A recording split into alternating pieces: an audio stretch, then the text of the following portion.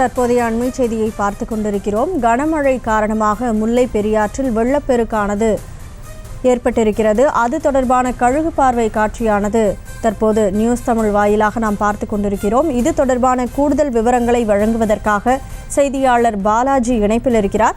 பாலாஜி, இனி உங்களிடம். கனிமொழி, தேனி மாவட்டத்தில் நேற்று பிற்பகல் இருந்தே தொடர்ந்து பலத்த கனமழை பெய்தது. இதன் காரணமாக மாவட்டத்தில் உள்ள நீர்நிலையின் நீர்மட்டம் வேகமாக உயர்ந்தது. குறிப்பா பார்த்தோம்னா முல்லை பெரியார் அணை நீர்மட்டம் பார்த்தோம்னா 138 அடியை தற்போது நெருங்கி கொண்டிருக்கு. அணைக்கு வினாடிக்கு 12,500 கனஅடி தண்ணீர் வந்து கொண்டிருக்குது. அணையில் இருந்து பார்த்தோம்னா அணையில் இருந்து 1867 கன அடி தண்ணீர் திறந்து விடப்படுகிறது.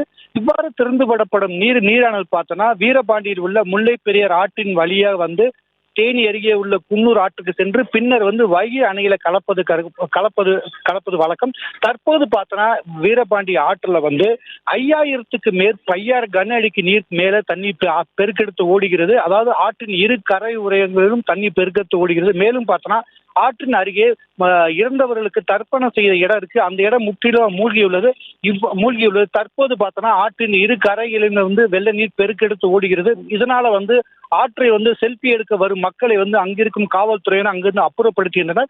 இதே போல பார்த்தோம்னா இங்கிருந்து சென்ற நீர் வந்து வைகை அணையில பார்த்தோம்னா கிட்டத்தட்ட இப்போ வரையும் வந்து 14,922 கன அடி தண்ணீர் வந்து கொண்டிருக்கு. இதே போல மழை பெய்யும் பட்சத்துல வந்து ஒரு சில நாட்களில் வந்து வைகை அணை முழு கொள்ளளவு எட்ட வாய்ப்பு இருக்கு. கனிமொழி, செய்திகளை உடனுக்குடனும் துல்லியமாகவும் தெரிந்து கொள்ள சப்ஸ்கிரைப் பண்ணுங்க.